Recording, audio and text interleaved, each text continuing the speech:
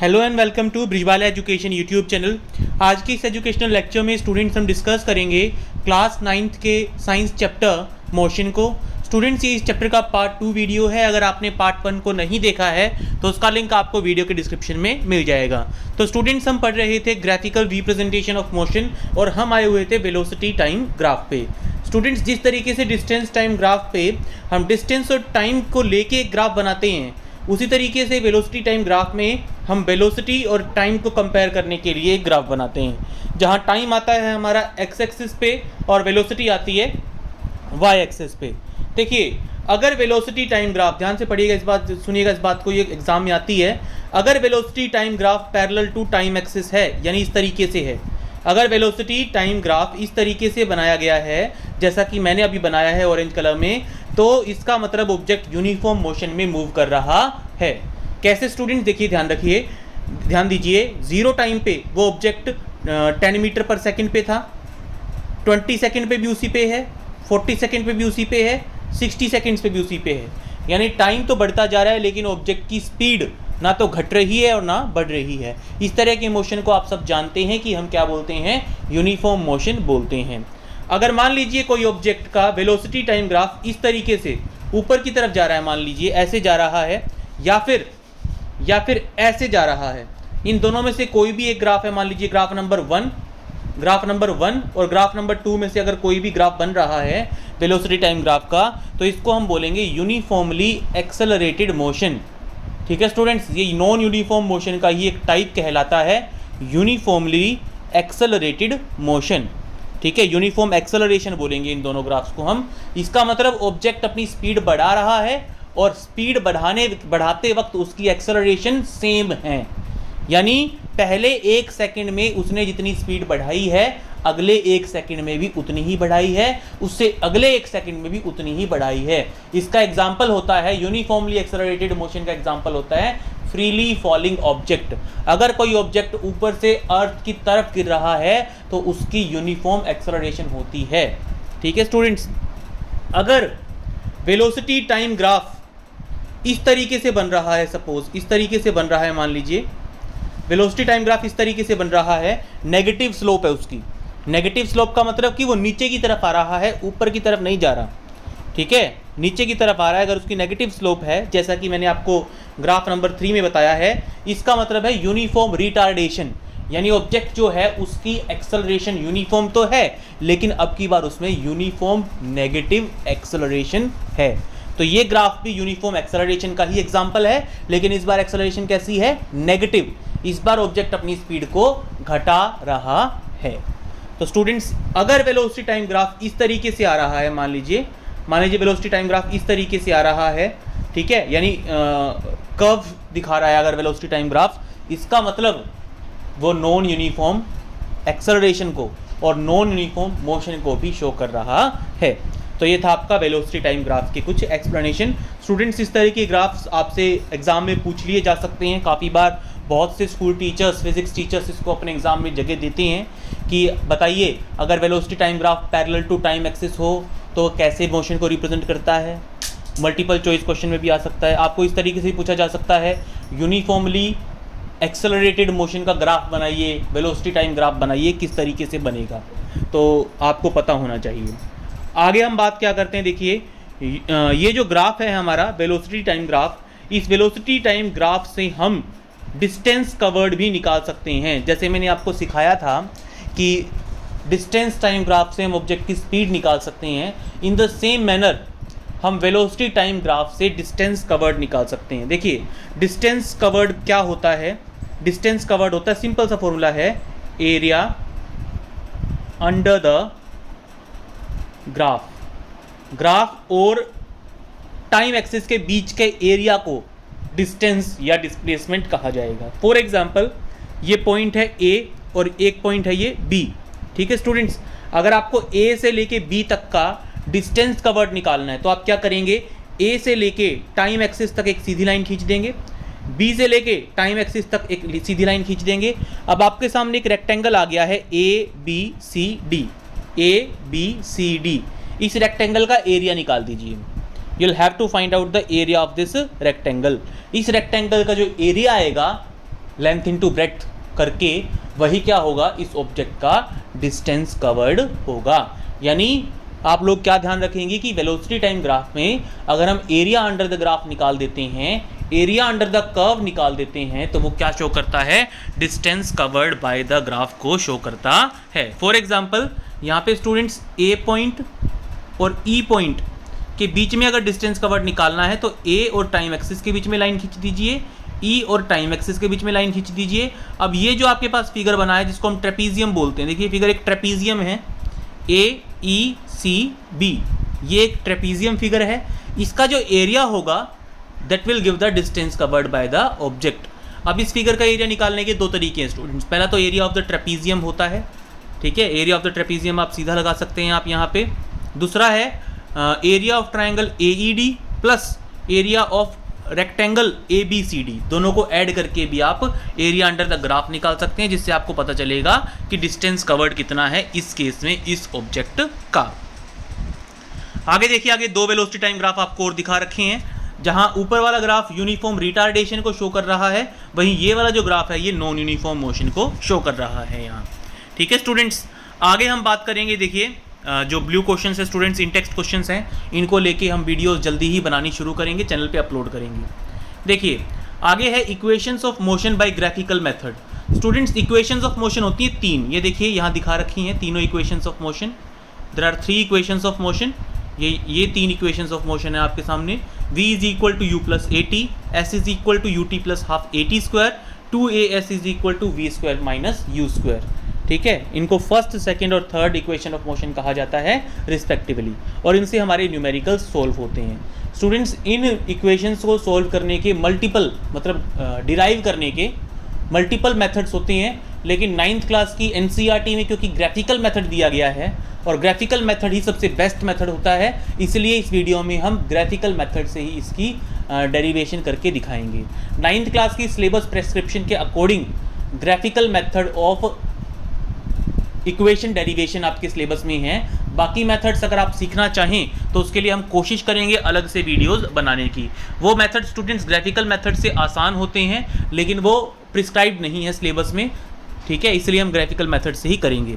Students सबसे पहले मैं आपको मीनिंग बता देता हूँ। v का मतलब होता है फाइनल वेलोसिटी, u का मतलब होता है इनिशियल वेलोसिटी, शुरू में जो ऑब्जेक्ट वेलोसिटी पे था, a का मतलब होता है एक्सेलरेशन, t का मतलब होता है टाइम, s का मतलब होता है डिस्टेंस या फिर डिस्प्लेसमेंट, आप दोनों ले सकते हैं।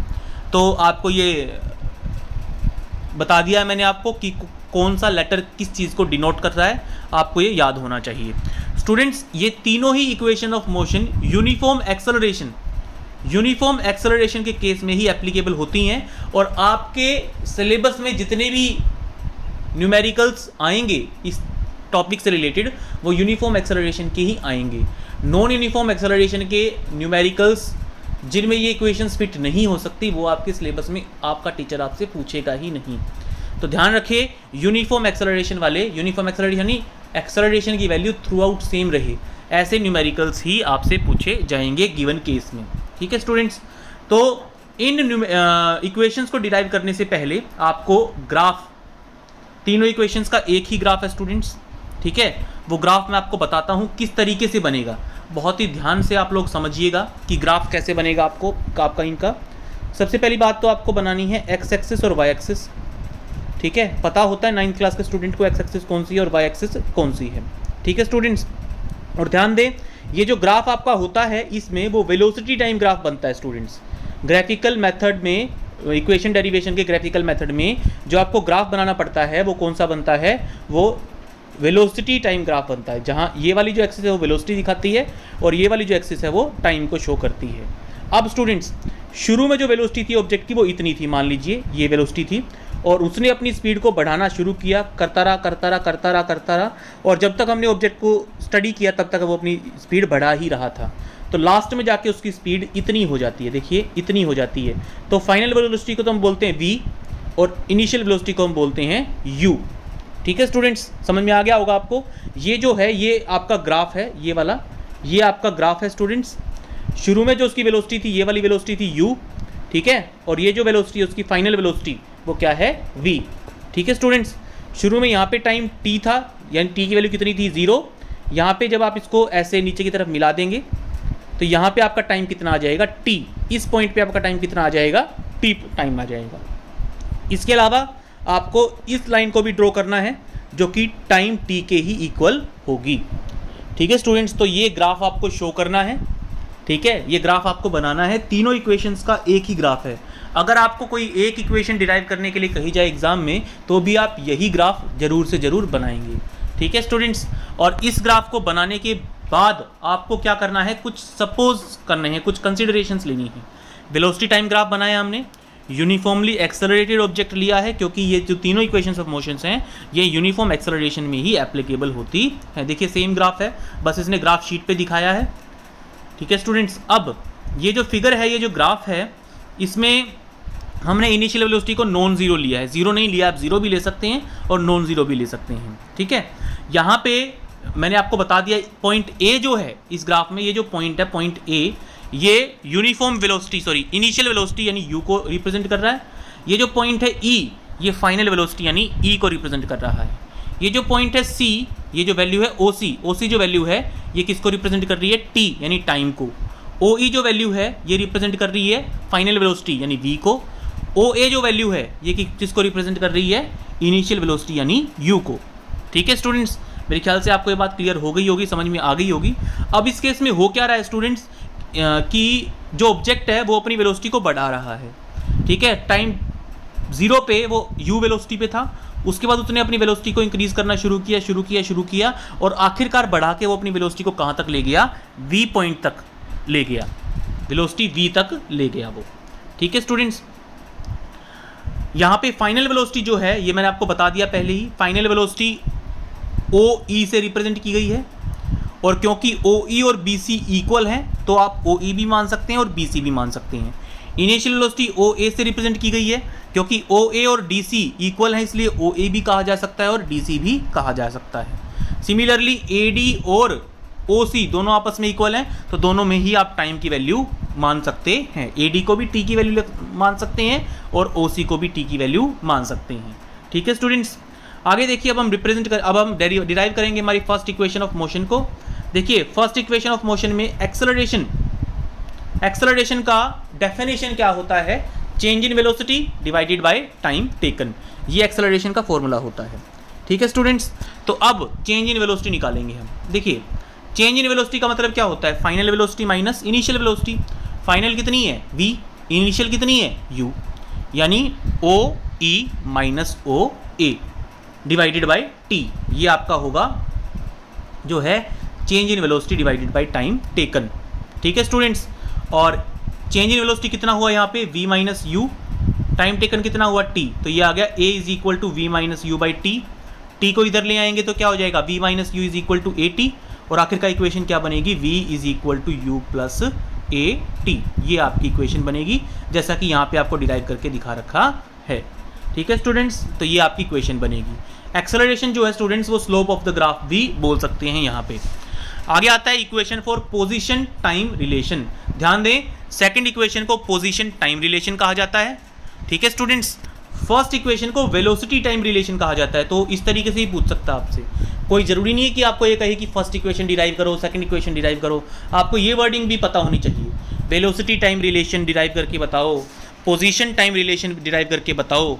ठीक है, और लास्ट में जो आता है वो आता है आपका पोजीशन वेलोसिटी रिलेशन डिराइव करके दिखाओ, तो ये भी कहा जा सकता है आपको। अब पोजीशन टाइम रिलेशन, इसको डिराइव करने के लिए आप क्या करेंगे, देखिए मैंने आपको बताया था डिस्प्लेसमेंट या distance is equal to area under the graph. इसने वही चीज़ यहाँ पे ली है।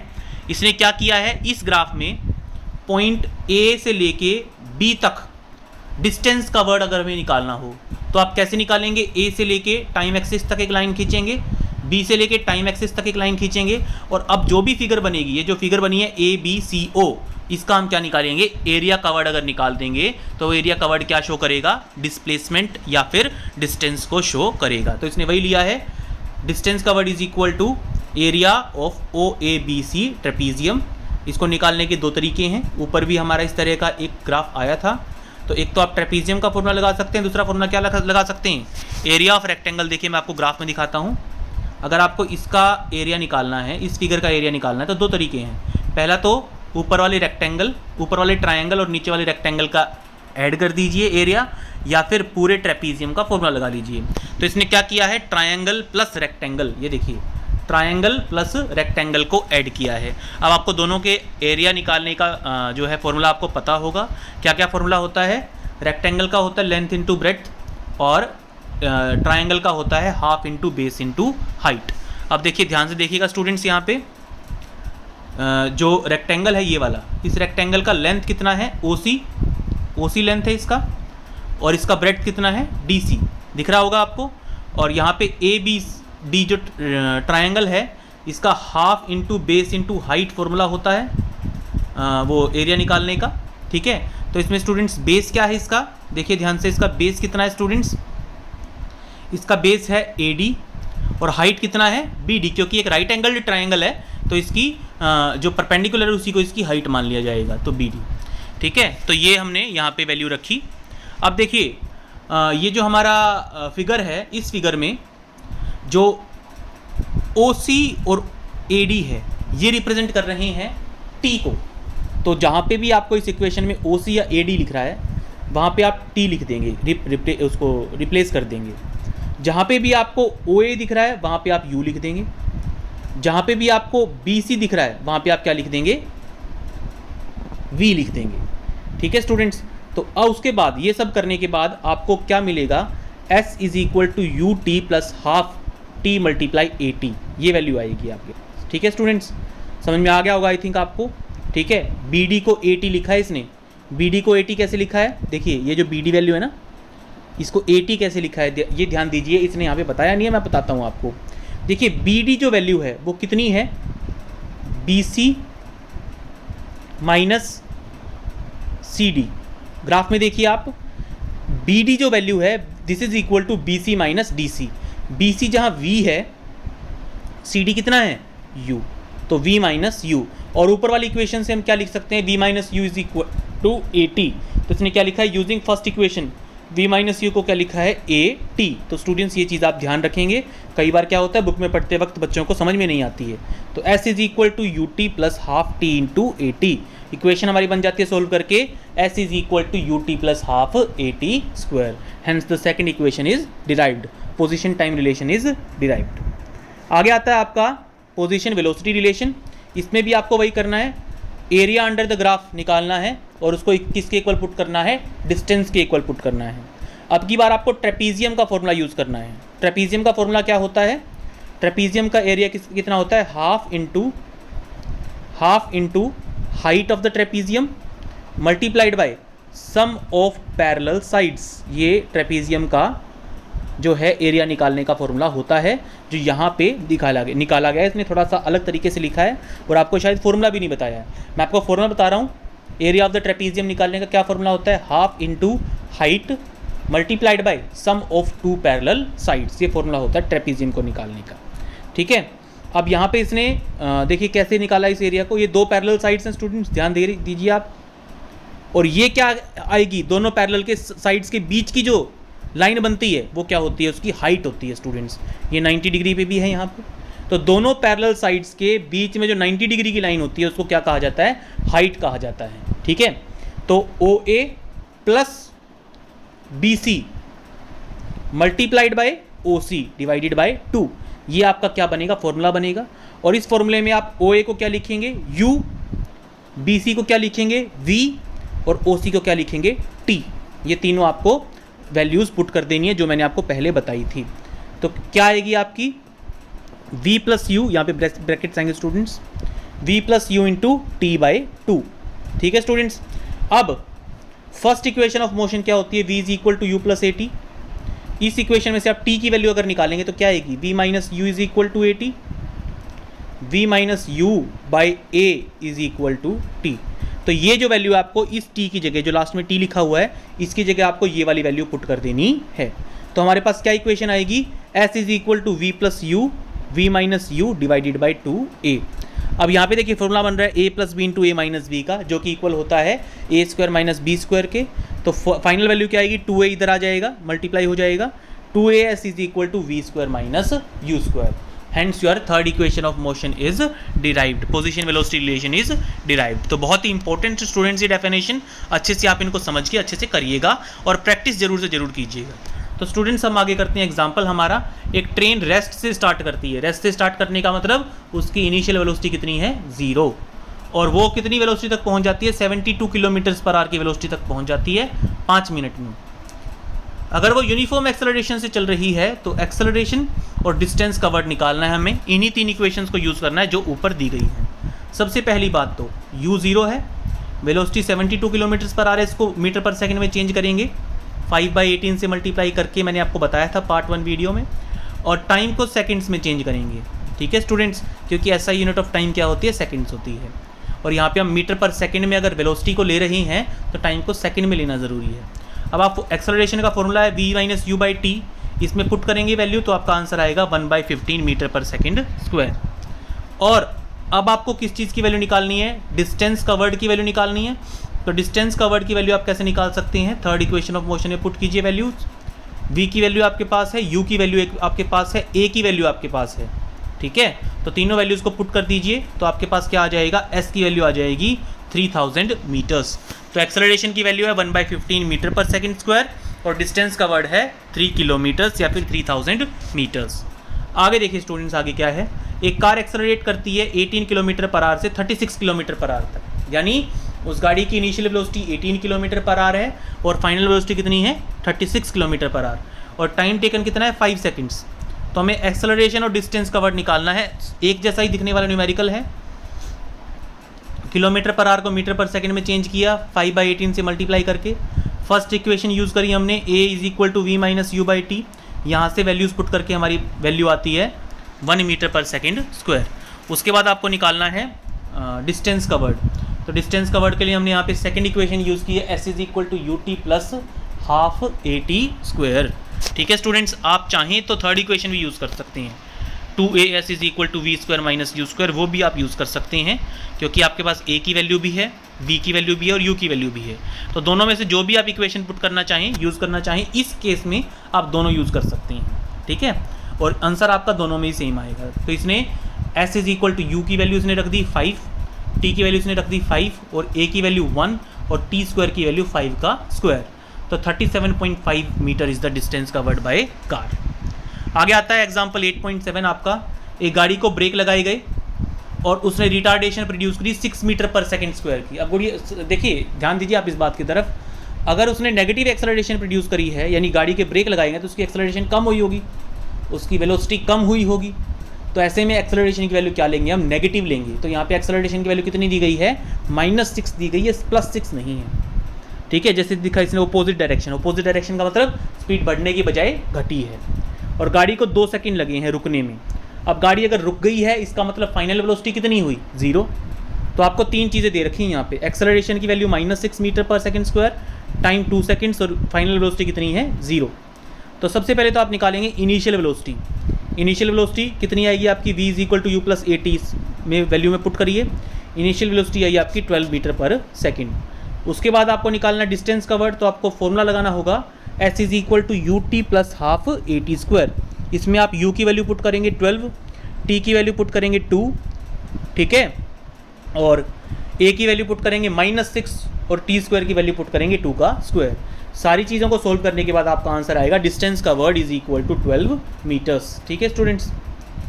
आगे आता है uniform circular motion. Uniform circular motion क्या कहता है, देखिए इसने क्या कहा है कि अगर ऑब्जेक्ट किसी रेक्टेंगुलर पाथ पे चल रहा है, ठीक है, सेम स्पीड के साथ रेक्टेंगुलर पाथ पे चल रहा है, तो क्या हम उसको यूनिफॉर्म मोशन बोल सकते हैं। देखिए स्टूडेंट्स, वो ए पॉइंट पे अपनी स्पीड को तो चेंज नहीं करता लेकिन डायरेक्शन को चेंज कर रहा है। सिमिलरली बी पॉइंट पे अपनी स्पीड को तो चेंज नहीं करता लेकिन डायरेक्शन को चेंज कर रहा है। सिमिलरली सी और डी पॉइंट पे स्पीड को तो चेंज नहीं कर रहा लेकिन डायरेक्शन उसकी चेंज हो रही है।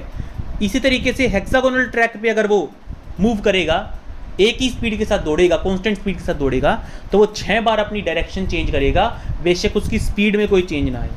अगर वो ऑक्टागोनल पाथ में चेंज करेगा, में दौड़ेगा, चलेगा, तो वो 8 बार अपनी स्पीड को चेंज करेगा, 8 बार अपनी डायरेक्शन को चेंज करेगा, स्पीड में बेशक उसका कोई चेंज ना आ रहा हो। अगर वो सर्कुलर पाथ पे मूव कर रहा है, बहुत ही ध्यान से स्टूडेंट्स अब सुनिएगा, अगर वो सर्कुलर पाथ में मूव कर रहा है तो वो इनफाइनाइट नंबर ऑफ टाइम्स अपनी डायरेक्शन को चेंज करेगा।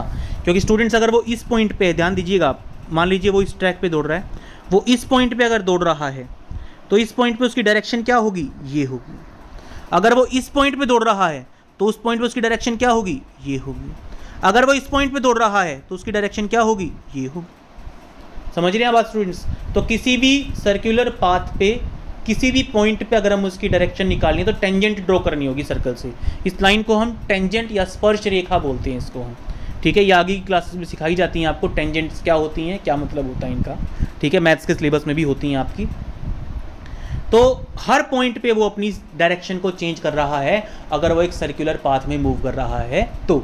अब इसका मैं आपको एक एग्जांपल देता हूँ। मान लीजिए आप अपने हाथ में आपने एक पत्थर को रस्सी से बांध लिया और हाथ में पकड़ के उसको पत्थर को घुमाने लगे आप अपने सिर के ऊपर। मान लीजिए अगर किसी पॉइंट ऑफ टाइम पे आप उस पत्थर को छोड़ दें, ठीक है, तो पत्थर अगर मान लीजिए आप इस पॉइंट पे छोड़ देंगे पत्थर को, इस पॉइंट पे, तो पत्थर ऐसे मूव करेगा इस डायरेक्शन में। अगर इस पॉइंट पे छोड़ देंगे तो पत्थर ऐसे मूव करेगा इस डायरेक्शन में। अगर इस पॉइंट पे छोड़ देंगे तो पत्थर ऐसे मूव करेगा इस डायरेक्शन में। तो इसका मतलब हर किसी भी सर्कुलर पाथ में ऑब्जेक्ट अपनी डायरेक्शन को हर पॉइंट पे चेंज करता है। तो ऐसे में इसको यूनिफॉर्म मोशन नहीं कहा जा सकता क्योंकि उसकी वेलोसिटी यूनिफॉर्म है ही नहीं। क्यों नहीं है? क्योंकि वेलोसिटी जो होती है स्टूडेंट्स, वेलोसिटी जो होती है वो दो चीज़ों के ऊपर डिपेंड करती है, एक तो स्पीड के ऊपर और एक डायरेक्शन के ऊपर। अब यहाँ पे बेशक उसकी स्पीड चेंज नहीं हो रही लेकिन उसकी डायरेक्शन हर पॉइंट पे चेंज हो रही है। इसका मतलब the object is under uniform acceleration और इस मोशन को हम बोलते हैं यूनिफॉर्म सर्कुलर मोशन। जिस तरीके से अर्थ मूव करती है सन के चारों तरफ, मून मूव करता है अर्थ के चारों तरफ, ये यूनिफॉर्म सर्कुलर मोशन का एग्जाम्पल है स्टूडेंट्स, ठीक है। और यूनिफॉर्म सर्कुलर मोशन में आप वेलोसिटी कैसे निकालते हैं? सिंपल सा, यहाँ पे देखिए थोड़ा सा मिस प्रिंटिंग है स्टूडेंट्स। वेलोसिटी कैसे निकालते हैं? 2πr divided by time. 2πr जो है सरकमफ्रेंस ऑफ द सर्कल है। जाहिर सी बात है अगर हम सर्कुलर मूवमेंट कर रहे हैं, सर्कुलर पाथ पे मूव कर रहे हैं, तो हमारा डिस्टेंस कवर्ड कैसे पता लगाएंगे हम? सरकमफ्रेंस ऑफ द सर्कल से पता लगाएंगे, ठीक है स्टूडेंट्स। तो ये था आपका यूनिफॉर्म सर्कुलर मोशन। स्टूडेंट्स ये चैप्टर आपका यहीं खत्म होता है। अगर आपको वीडियो पसंद आई तो प्लीज़ इसको लाइक कीजिए, शेयर कीजिए, कमेंट सेक्शन में अपने व्यूज़ ज़रूर दीजिए। अगर आप इस चैनल पे नए हैं, आपने अब तक चैनल को सब्सक्राइब नहीं किया है तो सब्सक्राइब करें ब्रिज बाला एजुकेशन यूट्यूब चैनल को और दबा दें नोटिफिकेशन बेल आइकन को, ताकि जैसे ही कोई नया वीडियो अपलोड हो उसकी नोटिफिकेशन पहुंचे आपके डिवाइस तक सबसे पहले। इसके अलावा स्टूडेंट्स आपकी क्लास के बाकी सब्जेक्ट्स के भी चैप्टर्स की एक्सप्लेनेशन, एक्सरसाइजेज वगैरह हमारे चैनल पे अवेलेबल हैं, उसकी लिस्ट आपको इस वीडियो के डिस्क्रिप्शन में मिलेगी। Thank you everyone.